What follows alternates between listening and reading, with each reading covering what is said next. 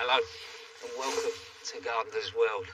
As you can imagine, since you were last here, the gardeners really kicked on, and I'm excited about spending the next hour and just showing you what's happened.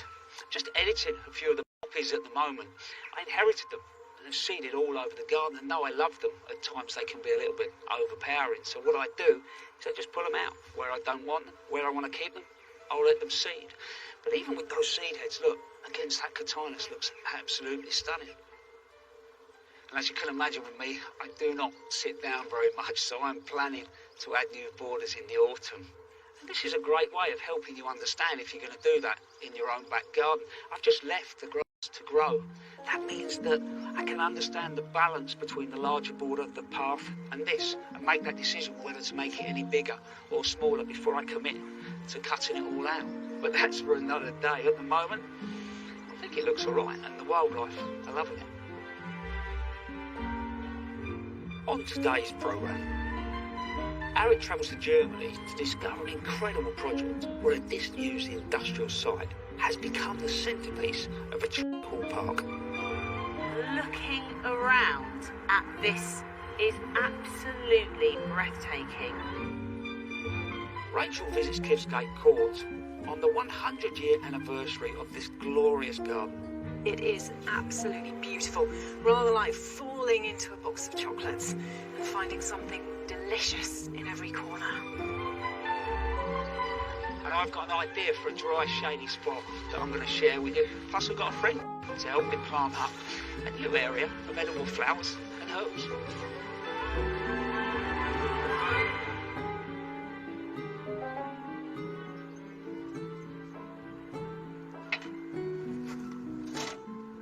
The wisteria this year has been absolutely fantastic. Mind you saying that, it's never let us down since we moved in. It's been great.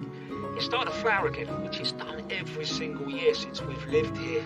So I'm not necessarily going to do all the pruning today, but when it comes to pruning, people worry a little bit too much. You pick up a book and you read it and it tells you if you don't prune something on the third Wednesday in March, you know, the whole world is going to come to an end. And in reality, it doesn't. You know, you might lose a season's flower. It's very rarely that you're going to kill something. I've got a little story that just bumbles around in my head when it comes to pruning with 7 and 2 boys, 7 and 2, which is quite simple to remember. It means on the 7th month you cut back to 7 buds, and then in the 2nd month, February, we cut back to 2 buds. But why do we do it? We're doing it this time of year to let more air in, to stop the plant going up through your gutters and surrounding the windows, but also letting that light and that air in will ripen buds that will form our flowers for next year. So all this growth has been put on in 1 year. So all I'm doing is looking at that old stem from last year and just counting out. So I've got 1, 2, 3, 4, 5, 6, 7. And you're cutting just above that node. I'm doing it this way around so that the blade, you know, my sharp bit, is nice and close to that bud, which means that you won't get dieback. It's just a general little pruning tip. There we go. 7. Next bit's going to need a ladder.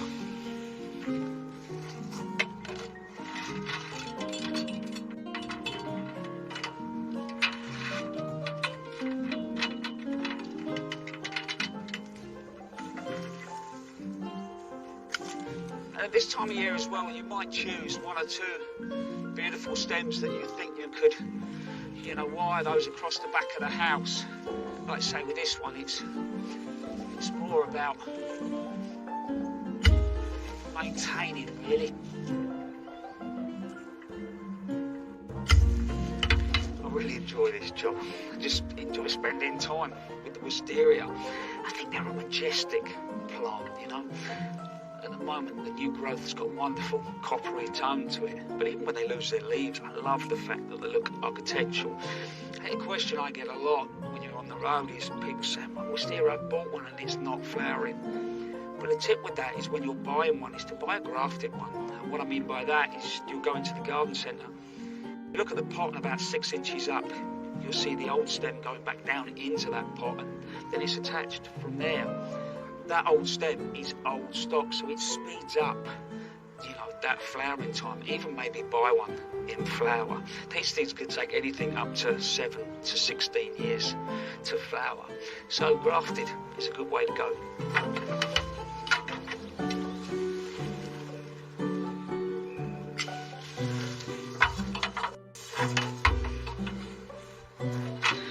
So there you go, it's a little bit of that done. It's not a bad job to knock off each sections. So if you want to buy one, remember to get a grafted one. But the pruning, just remember 7 and 2, and you won't go far wrong. If there is another clematis, and earlier on in the year, Nick looked at the spring flowering ones, which are group 1, and now he's off enjoying the summer flowering clematis, which are the group 2.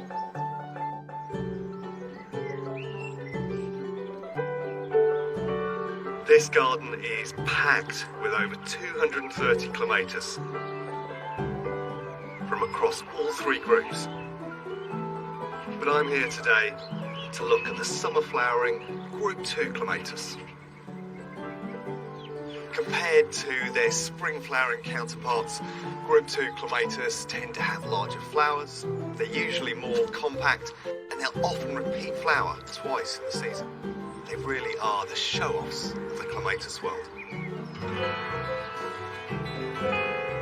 While Group 1 clematis flower from February to May, Group 2 produce their main flush of flowers in May and June, and again, with a little help, later in summer.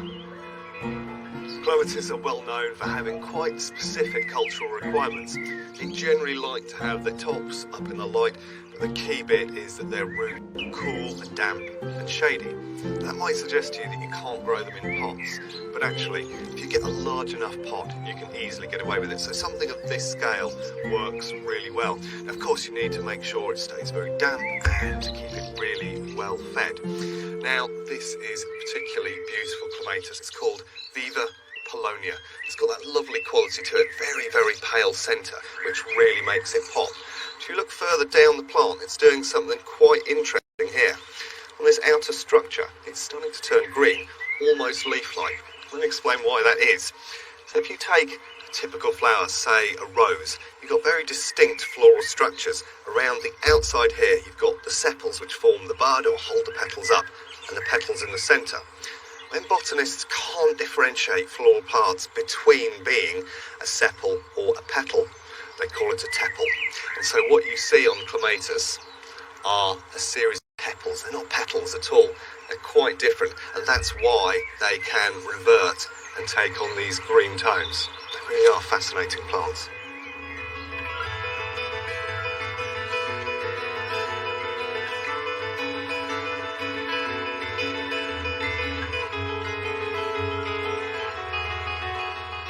This beauty is Clematis Bees Jubilee, and it really takes me back to when I was 16. I used to grow it in the nursery there, and hundreds of them I remember having to prise apart, so it's a really vigorous plant.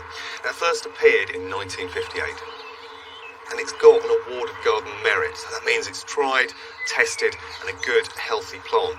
What's lovely about it, very, very distinct.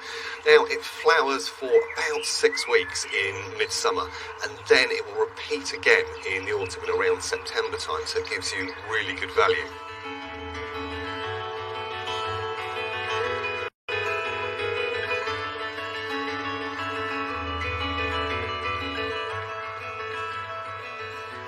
Just noticed a lovely idea in this garden tucked away behind me, and it's one of the best ways to make the most of the qualities of Group 2 clematis. So there's a Rosa Graham Thomas at the back there. It's quite a large rose, and it's almost taken on climber qualities. And what happens with so many of the big climbing roses is they tend to have bare bases, stems with no foliage and no flowers. But by using a Group 2 under there, it's come up to about 2 metres, totally covered those ugly stems, and it's got the added bonus that those beautiful flowers of the clematis associate fantastically with the rose. So it's a real double win.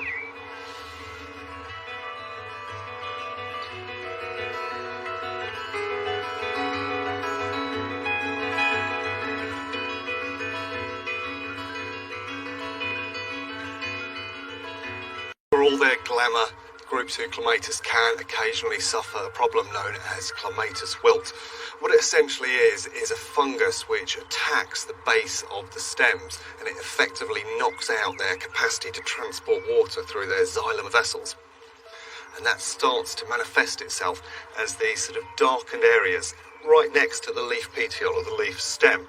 All you need to do is to cut the stems back hard, right down to ground level, or even lower. You can see there's fungal problems there. And what that should do is trigger the plant back into vigour, produce decent growth, and return to good health. The classic approach to pruning group 2 clematis comes in 2 stages.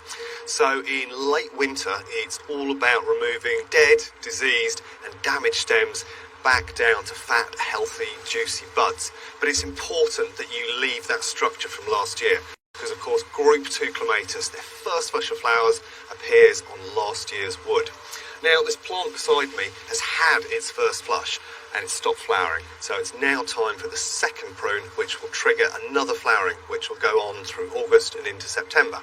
The key way to do that is to remove about a third of the top older growth, and you can see all of this is finished flowering now, but what's making its way up are these stems, and they are going to be the ones that will flower later in the year. So just with a simple removal of this older growth, tying these back in, it will ensure great health and vigour and make sure these group 2 clematis look fantastic.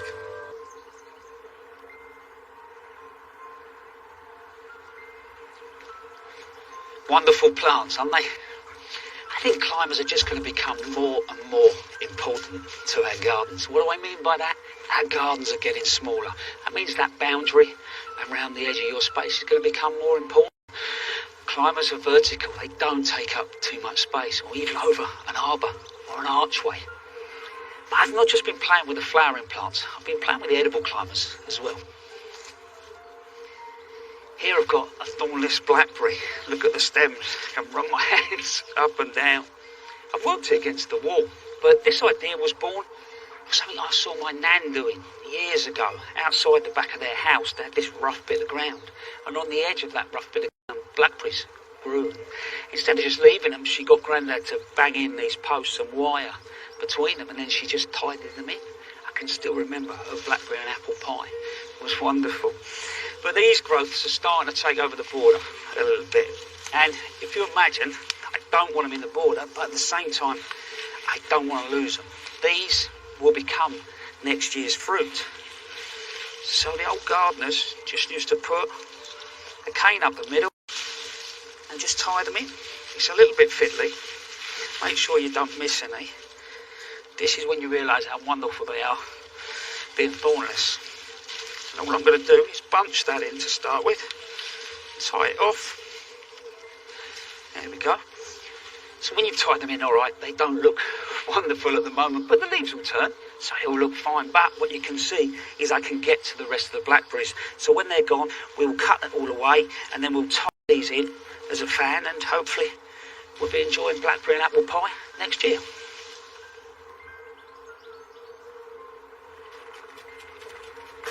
Come here then.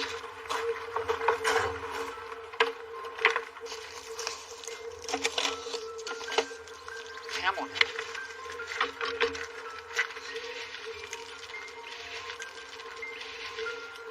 Where are you going? It's this way. Come on. Daft creature.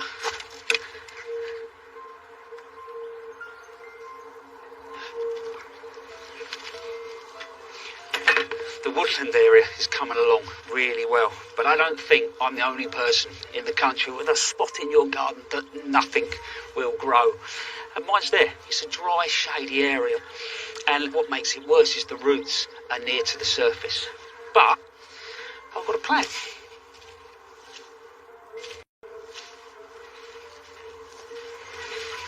So far what I've done is just create a mini planter, and the inspiration from that was born from that over there that's now covered in moss, and I just thought, wonder if I can recreate that all the way through the woodlands. I've got these old logs, and the centre is really rotted, so I've come up with this plan that if I can fill them with soil, that's then going to give me a real depth of soil to get the ferns going, and then I'll repeat that through the rest of the space.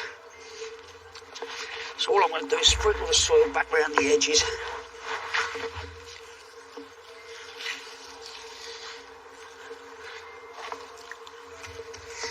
So I'm firming this back round. It's just regular soil from the woodland I dug out to start with. Because my soil is so limey, and quite a lot of woodlanders do like a slightly more acid soil, I could, introduce slightly more acid-loving plants. That will stop any of my compost escaping, and these are really setting well. What's lovely though, straight away, the tiny crevices that are left, you know that they're going to create fantastic habitat, not just for the plants, but for the animals as well. So next thing is I get my mix in and get those plants in. Is that right? Yes, come on in.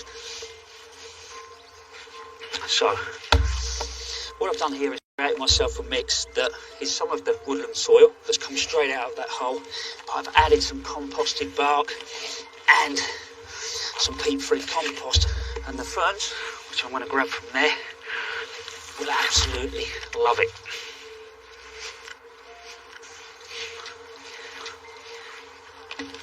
So, really simple now.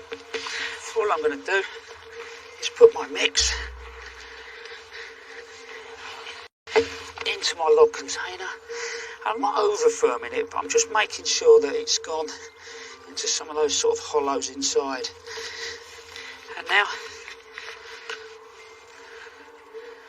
these are Dryopteris, which are a lovely, quite a hard working fern really. I've got other varieties right across this area, so we just loosen some of those roots up and simply plant it in.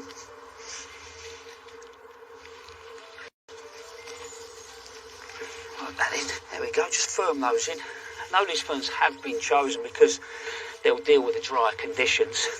They'll grow to about a metre plus in time, but what I have done is I've improved those conditions, and I know that actually that will keep a reasonable amount of moisture in there, because not only will the soil contain it, but also those logs will as well, and the plants can draw on it. And I think that repeated through the space will work really well. Composting around the roots, and away that plant will go. I think that all of us want to improve our gardens and the landscape around us. And Harriet has been to Germany to visit a park that does it on a huge scale. In the UK, we're used to seeing abandoned and industrial buildings and factories in our cities and countryside, no longer relevant and left to decay. With green spaces more precious than ever, I was excited to hear about a revolutionary idea that is embracing these remnants of our past, placing them centre stage once more, and crucially, developing new parks and gardens around them, bringing nature closer to us. I've come to Germany to find a place that has inspired designers around the world and has become a benchmark for regeneration and how we can create spaces that allow nature to merge into our built environments. This is Landschaft Park Duisburg Nord, in Germany's industrial heartland, the Ruhr Valley. Opened 25 years ago, it's a public park that was built on the old decaying ironworks. With its woodland and gardens stretching across 400 acres of land, it's home to over 700 species of plants. And over 1 million visitors come here every year to walk, cycle, rock climb, and enjoy cultural events. I cannot believe the scale of it. Wow. Looking around at this park is absolutely breathtaking. Everywhere you look, there are trees and greenery, but sprinkled in amongst that, there's walking paths and the canal and bike routes, but rising up right in the middle are these blast furnaces. They absolutely dominate this space. The Thyssen Ironworks operated between 1901 and 1985. providing employment for 2,300 workers at any one time. You've got to remember, this place was purely about function, the purpose of creating iron ore. Looking at it from this perspective, I can start to see a real design aesthetic here, because one of the prints is concrete, there's the metalwork of the structures, and that in itself gives a really strong sense of place. These used to be old bunkers that would store the raw materials such as limestone and iron ore, but now they've been repurposed for the public to come and enjoy, so they've become playgrounds and even gardens. This whole site has been repurposed with people and nature in mind.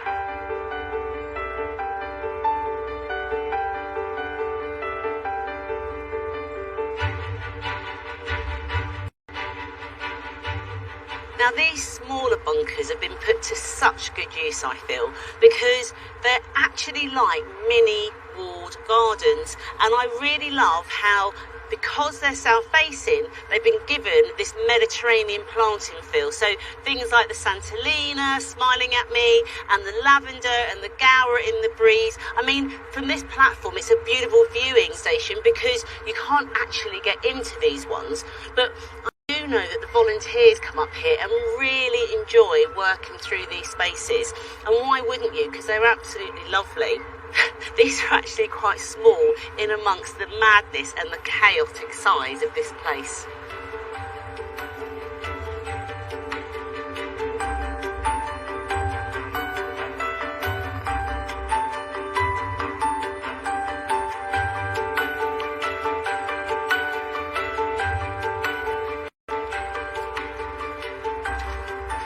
This is one that you can come in and enter, and it's actually the closest to what we know as a traditional garden, with this yew hedging and the layout of the hydrangeas. It's very much like a parterre garden. It's got a strong form which sits well within the landscape, but it has a seat, and I think that it enables you to come in, sit down and just contemplate the whole space.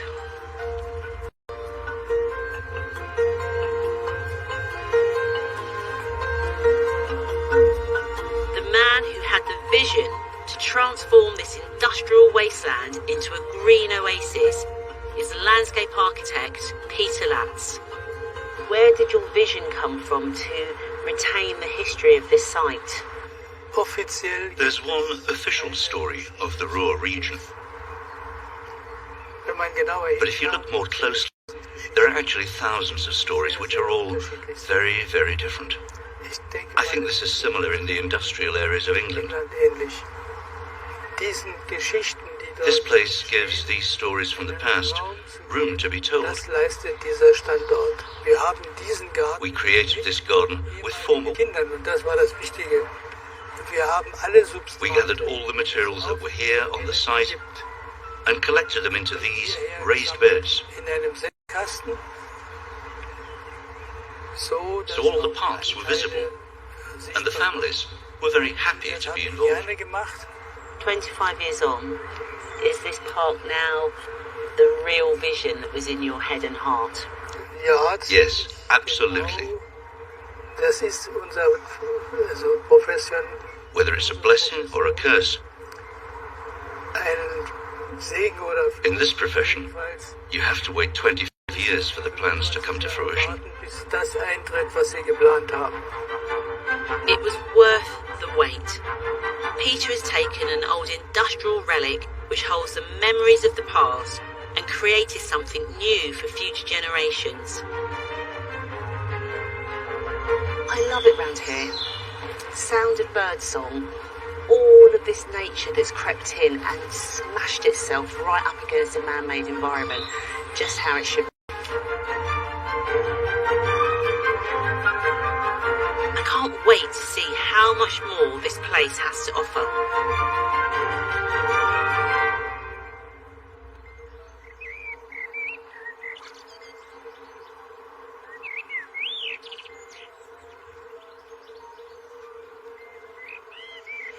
It really is a mind-blowing park, but we'll be going back to Arit a little bit later to see exactly how Mother Nature is reclaiming that industrial site.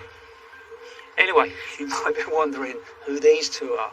We had some sad news more or less a week after we last filmed here as we lost Tom. She sadly passed away.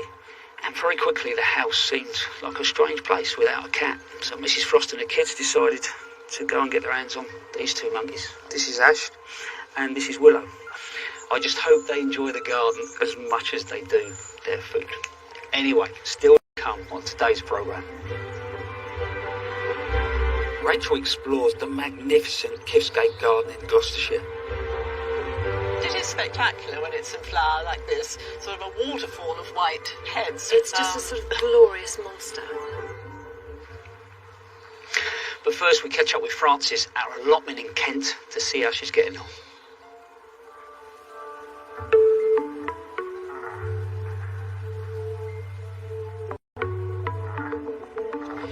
Over the last few months, I have been lucky enough to visit some incredible allotments all over the country. But now I'm back on my home turf to show you how things are coming along.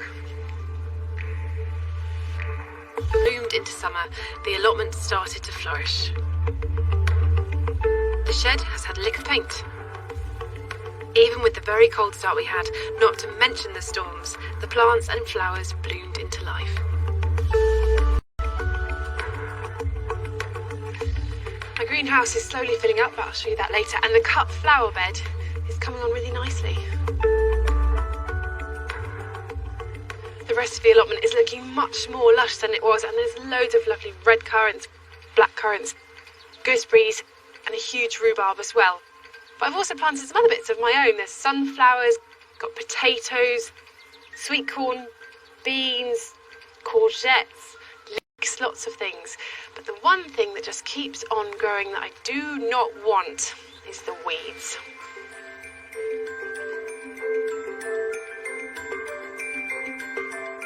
Now, when I first got here, I had two major weeds that I found, horsetail and couch grass, and I found the couch grass fairly easy to control. Just dig it all up, and where it comes back now, it's just, again, another dig, and you can see the rhizomes.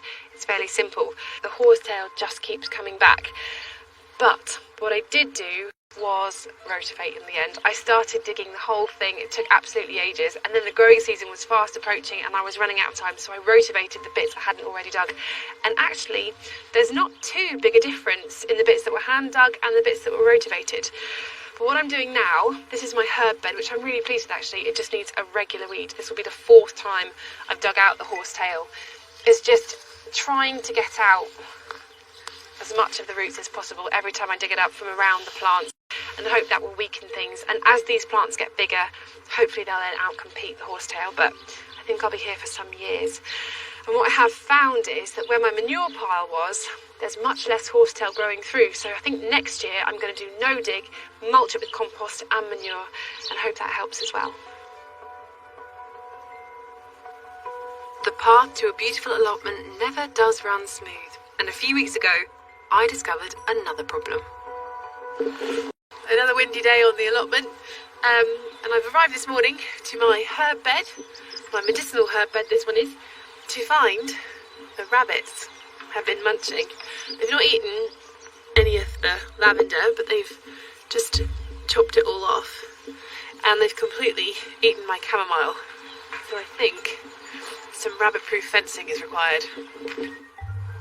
I have to admit, I did shed a tear when the rabbits got to all my lovely herbs. But within a few days, I got my plot fenced and safe from hungry bunnies. Now, last time round, there was one thing that got everyone very excited. Bird scarer. Actually, I do need to do this because my strawberries are ripening, my blueberries are about to ripen, and my next door neighbour Ian has shown me how to do it because he has them all over his plot. So all it is a plastic bottle, recycled, and I've just cut some lines down it. And then, with a piece of thick wire, you throw it through a hole in the bottom, keep the lid on, a hole in the lid, and then bend that top bit over. And you just push the bottom up, and bend the bottom bit. And then, just a bit of tape to keep that in the right position. There you can see the shapes sort of beginning to form. Once they're all taped on, you just cut that wire down and stick it in the top of a bamboo cane.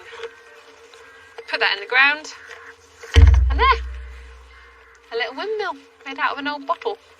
And hopefully that will keep the birds off my fruits.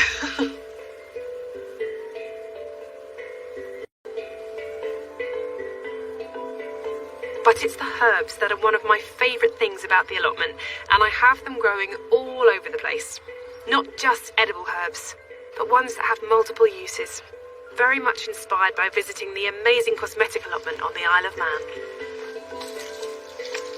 And here, I've got things like bergamot, which is said to reduce fever and aid digestion, feverfew, which can help headaches, and rose, which is a bit of a wonder plant. It's thought to be anti-inflammatory, antiseptic, and good for anxiety. I'm also putting in these calendula that Tanya gave me when I was in the Isle of Man visiting her cosmetic allotment. So there's plenty here. But what I'm really excited about is this. This is African bulbine. Now, it's not hardy, so this will have to come in the winter, but it's an amazing medicinal herb. It's a bit like an aloe, very fleshy leaves, and the gel inside that is really, really good for skincare, burns and things like that.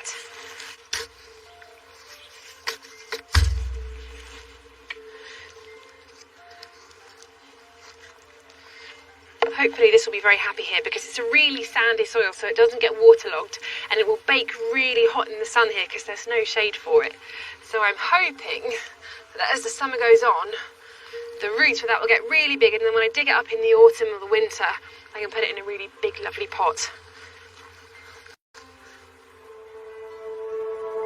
My old salvaged greenhouse has been edible produce. It's a really nice shelter from the wind for the plants, but also for me sometimes. But it's lovely to have the chance to grow some more exotic things. So I have some Vietnamese coriander, kaffir lime, sweet potatoes, and I have found that my nasturtiums, for some reason, don't like it outside here. So they're all growing in here as well. I've still got more allotments to visit over the coming months, and I can't wait to meet yet more inspirational growers.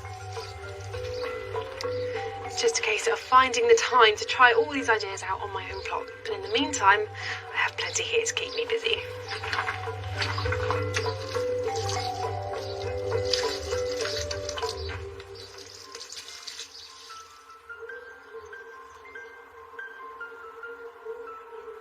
Growing your own can get really busy, so I'm delighted Francis has found some time to stop by and give me a hand with a new project. It's lovely to have you here. It's lovely being here. It's gorgeous, isn't it? I know, see, I keep telling everyone it's work in progress, you know. This is incredible what you've done. Yeah, sure. What about the allotment? Enjoying that? It looks really good. Yeah, it's going well. I mean, we had quite a lot of rain, but now it's incredibly dry, so I'm down there watering as much as I can, and the sand obviously leaches away, but I'm beginning to harvest stuff now, so it's getting exciting. And I've got some courgettes coming. I harvested my first cucumber yesterday and ate it as I was watering. Yeah. You know, it's just magical. Yeah, I love the experimenting and just accepting some things go well, some things don't. You know? Yeah, quite a lot of things don't when you're in that much wind. But yeah, no, I had my nephew down there yesterday harvesting our first potatoes, and everyone that came up, he was going, "Oh, it's magic, isn't it? We're heroes." And it's like, it is like magic seeing them all come up. Talking about the Ben's garden, though. Yeah, Can I show you? absolutely, yeah. Please do.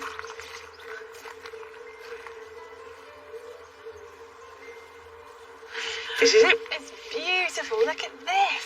I'm a bit nervous showing you, actually. Oh, It's really? like- Oh, it's a don't. bit weird, I'm isn't it? learning about veg as well. It's not my natural thing, so it's. I'm quite envious. Yeah, but that is part of it, isn't it? Experimenting and even when I was designing it, I wanted to sort of experiment with size of beds and things like that. Because that's beautiful. Those metre square. It's a really practical use of veg. You know. Could be a roof garden. So, this is today's little project. It's lovely back here. It's quite interesting because we've ended up using it a lot to come and be and cook Right. and enjoy it. So the idea is that we play with these 6 beds long term and make it more into sort of edible flowers, meats, herbs. So, And this is what you're sort of planting. yeah, got a whole mix really. So bits that we'll seed, like the borages, Now we've got a lime mint there. Lovely. And again, I'm not worried about that if it overtakes one container, so that doesn't matter. Even the lemon verbena. Good in cocktails, both of these. Yeah, exactly, yeah, you said cocktails, so I make tea out of You want this. tea? I'll have a cocktail, you can have a cup of tea. Look, I bought you something as well. Have you? Which is from the allotment. So it's bless you. a little bit wind battered. This is Vietnamese coriander, Yes, so hopefully it'll fit in here. But, right, so I've grown that before, but I've never really used it in the kitchen because I wasn't quite sure what to do with it. Well, actually, it's nice in a salad because as you chew it, it starts off a bit, Good. Can I? dare I say, soapy. Go for Right. it. It's yours. Yeah.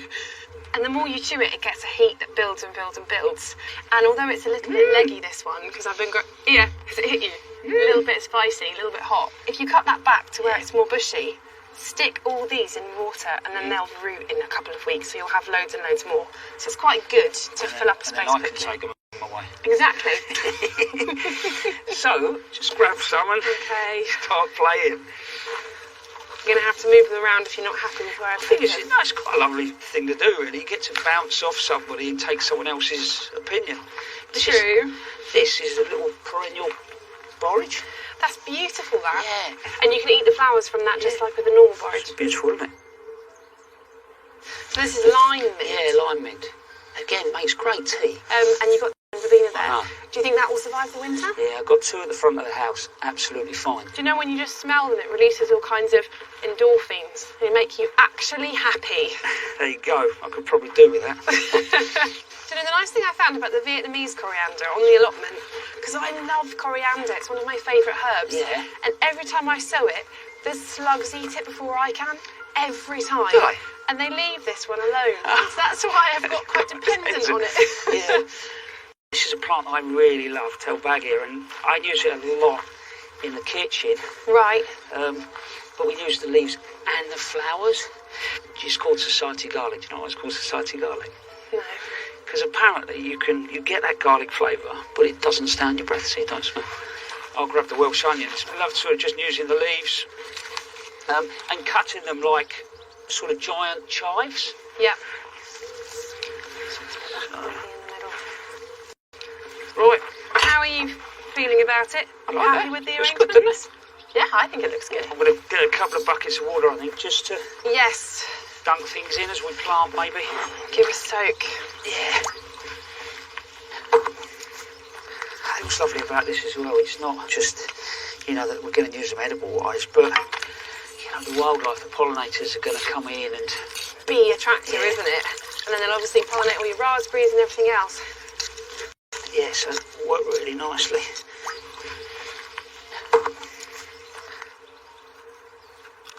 Cool, so that's that one done. Right, yes. We're getting there. Here we are. It's already looking good.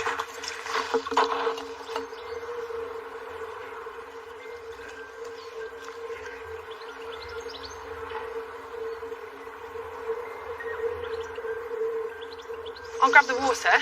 Yeah, I brilliant. think they might need some. I think so, even with dipping them, it's quite warm, isn't it? Thank you. Thank you. Oh, thank you for having me, Adam. Thank you. It's been really nice, Leslie, just to sort of, well, first of all, just show you around. Well, it's been lovely to come and see the garden and to help out, actually. But you must come down the allotment one day because I have plenty of projects. It's always needing an extra pair of hands. Do you know, I'd love to. It'd be really nice.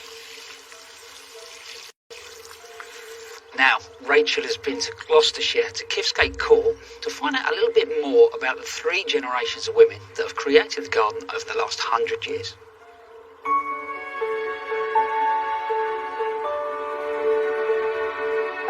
Winding woodland terraces, meandering borders, a series of small gardens, each with their own individual personalities. It's a joyful place to be. But it's the story of the women behind Kifsgate that's really captured my imagination. 3 generations of women spanning a century, each of whom adding to the story that's made this garden possible. The first of this trio of gardeners was Heather Muir, who established the garden layout after the First World War. She wasn't a trained gardener, but she definitely had her own ideas. Her vision was create a relaxed and natural style, totally different to the regimented style of the day.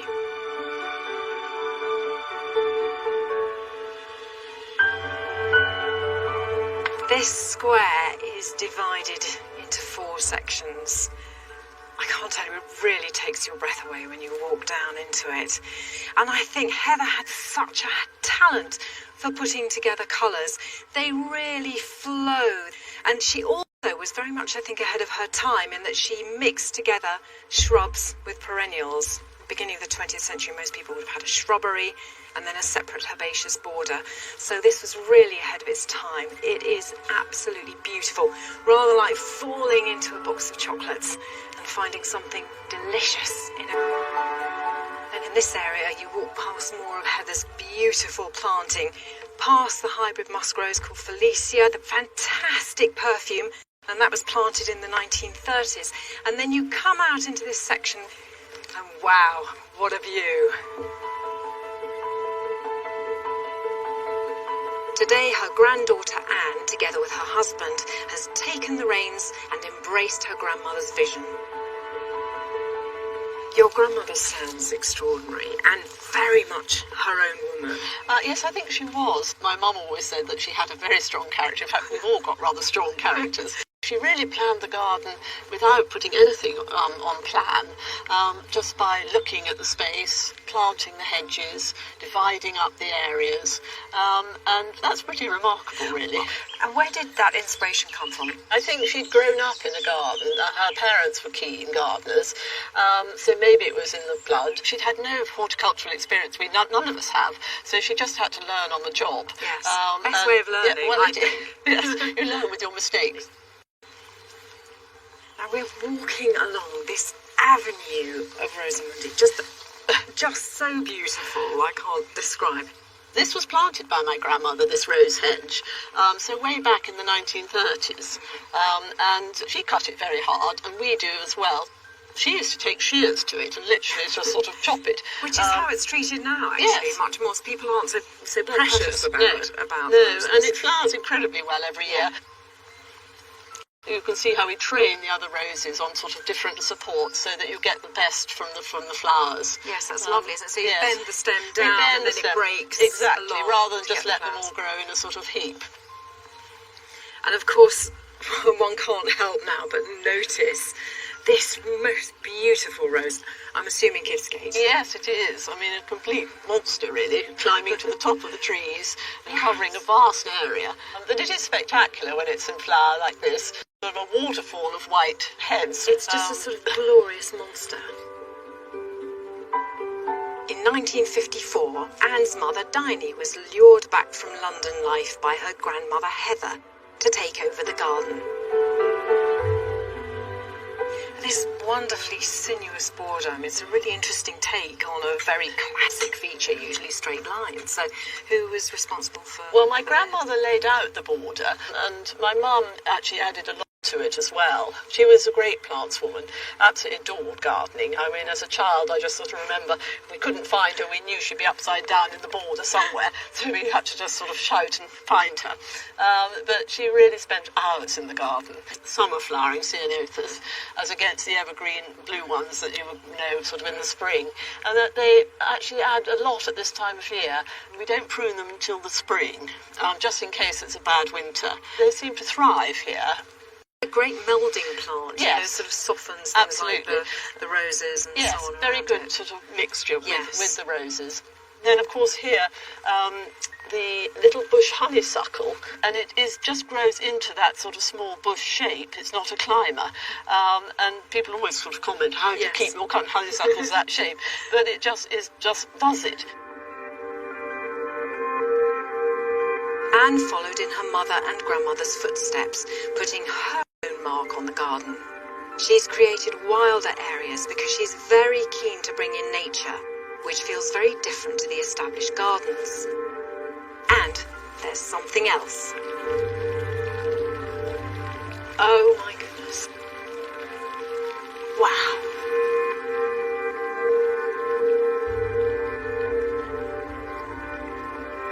Just when you're beginning to feel you've got the measure of Kivsgate, something completely method. Is this Anne in the garden? Well, it's me and Johnny, my husband, because he helped do the plans for this. And we wanted something very simple and contemporary. We had the lovely big yew hedges, and then we also decided that we needed some height.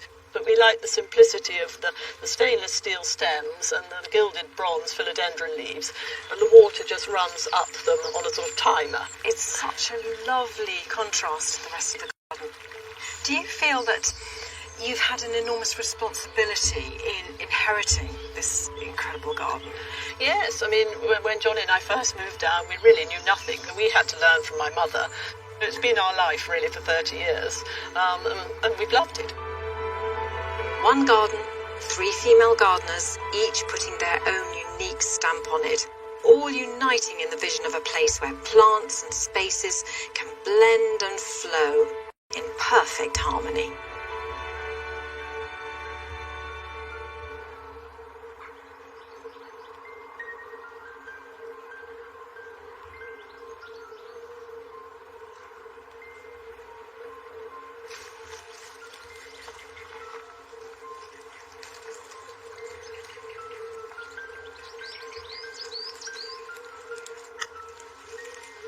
That really is an incredible garden. I love the way each generation has just added a little bit of them. You can imagine just walking through those herbaceous and rose gardens and arriving at that new area with the bed heading and tying in. I mean, this rose itself has been on a bit of a voyage. We inherited it.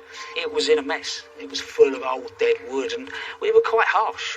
Cut it really back in hard, kept a couple of stems, but then kept adding lots of organic matter in around just to feed it. And this year, boom, it's really been incredible. I'm just going to keep dead heading now, just so it keeps flowering. And then on top of that, just tying in some of the shoots, because for me, I love the way that actually it's hanging. It feels quite romantic.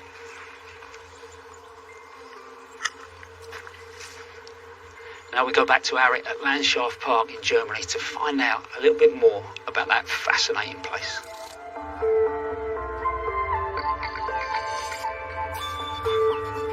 Walking around the landscape park, it's remarkable to think that up until 1985, this was an ironworks that was then abandoned and left to decay.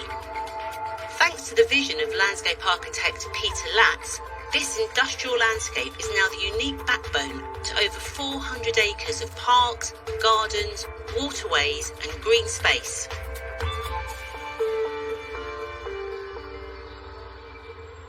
This is Piazza Metallica, and I think you can see why. These huge, enormous great slabs that were found in the foundry, Peter has repurposed them to create this open terrace in amongst all of the architecture. And what I really love about it is that you're almost in some sort of theatre set. I know that people have events here, and I could really see why. It's just genius.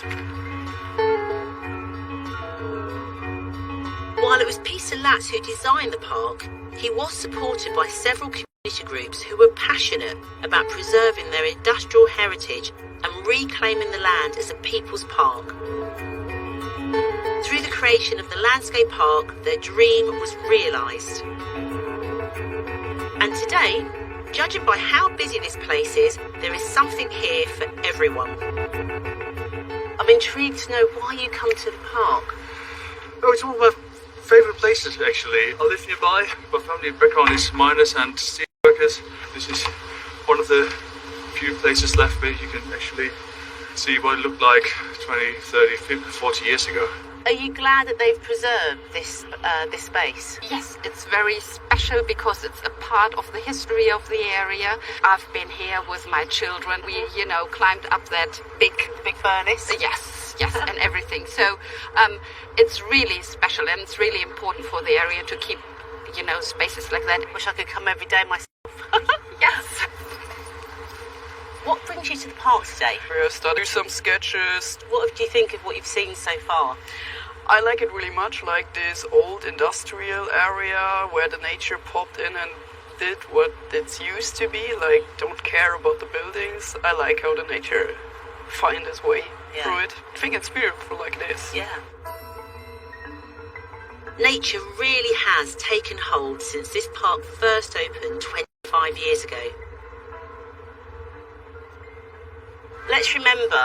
none of these trees would have been at this height. None of this would have been grown over at all because obviously the foundry was still pretty derelict. These great big girders are covered in all of this greenery. This is nature completely enveloping it. Underneath all of these layers there will be biodiversity that wouldn't have been able to have survived here if this foundry was still working. It would be still billowing out loads of smoke. So this is absolutely archetypal for me of how we bring nature into our built environment.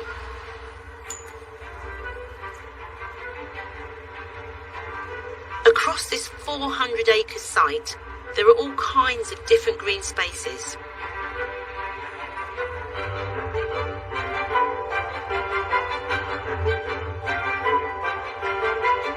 Dr. Peter Carl, who monitors nature in the park, has brought me to a wild meadow on the site of the Ironworks colliery to explain how a place of such intense industry could turn into a rich habitat. Wir haben ganz unterschiedliche Böden, ganz unterschiedliche. We have a great variety of different soils here. We've got rubble. We've got mining materials from the colliery. Aus der Zeche. Deswegen wachsen auch unterschiedliche. That's why we have different plant species growing in different areas. An unterschiedlichen Stellen. I'm interested to know how much was here originally versus how much you may have slightly intervened with. Es ist ganz wenig ursprünglich. Hardly anything was originally planted, apart from the old trees that are still here. Hier noch stehen die Platanen, die. The wild plants we can see here, especially the herbs and perennials, they all came here by themselves. Sind alle von alleine gekommen. Nothing was planted at all. Each plant managed to find its way into the park on its own. Tell me specifically about some of the plants that are here that make it different to anywhere else. This is a special place where we've got plants that wouldn't naturally grow in an ordinary park. Parkanlage natürlich nicht vorkommen. Zum Beispiel. For example, the Echium vulgare, which comes from the floodplains and is settled here from dry meadows. Den mageren Wiesen kennen. But dry meadows have become very rare now here in the Ruhr region. So that's why this habitat is so important. In terms of the amount of species of insects that have come to this park, how important are they? The park is incredibly important for urban biodiversity in the Ruhr region. Hier im Ruhrgebiet. We know an awful lot about insect decline in Europe, and this place is really a refuge for wild plants and insects. Für wild lebende Pflanzen und Tiere und diese Artenvielfalt. And the variety of plants attracts the many insects we have.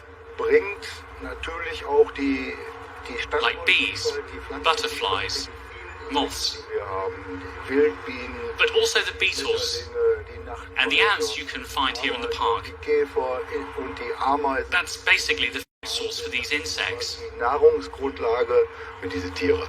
Das ist schon. That's pretty special. Natur. Nature for nature and nature for the people. Menschen.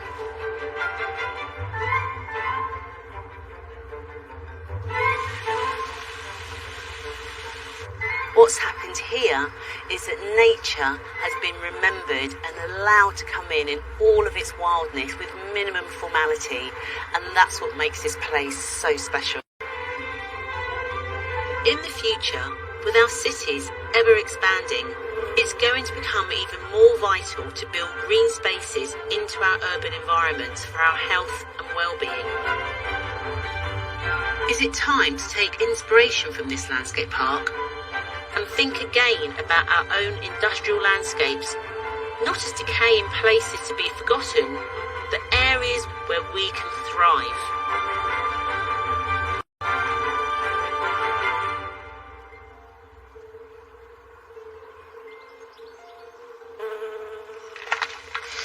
Wow. Think 25 years ago, the creation of that park must have been so forward-thinking. I loved the wildflower meadow, but also a couple of weeks ago, we made the wildflower programme, and your reaction has been amazing. We really do seem at a point where we're understanding these resources, the natural landscape, are so important to us. And water is another one. I suppose as a designer, I love coming up with creative but fun ideas. These were left over from a show. Brought them home, put some plants in. They've worked well for the greenhouse, so they can come out and dunk pots in. Then they're a wildlife habitat. The birds have come in and used it, naturally seeded. So as the tanks fill and the water it overflows and it's going off and feeding what ultimately is another habitat. If you were thinking about sitting down this weekend and having a rest, here's a few jobs that might just stop that.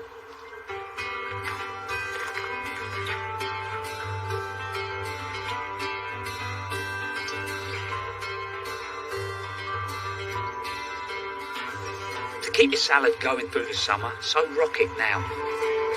Fill a pot with peat-free compost, smooth off the surface and water it well. Before you sprinkle on the seeds, make sure not to sow too thickly. Cover the seeds lightly and water gently. If you keep it somewhere shady, you'll be picking it for weeks.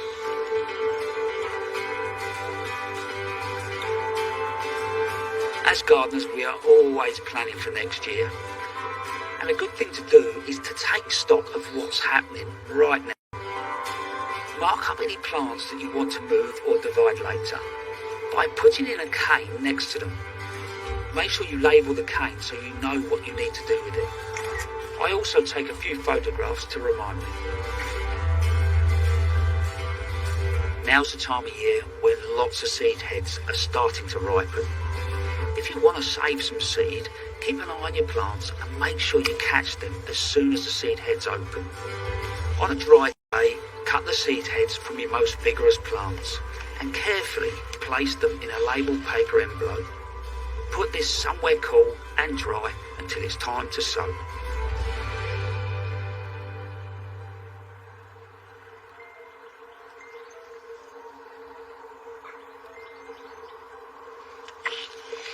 This is what we all should do a little bit more of. Just sit for 5 minutes at the end of the day, enjoy the sun on your back. You can smell the scent in those roses and listen to the wildlife. What can be more wonderful? That's about it from us. I hope you've had a lovely time, because I definitely have. But next week, Monty will be back at Longmeadow on Friday at 8:30. Bye-bye. And if you're just discovering your green fingers, try Gardeners'World, the Veg Growers Almanac. Planting tips aplenty.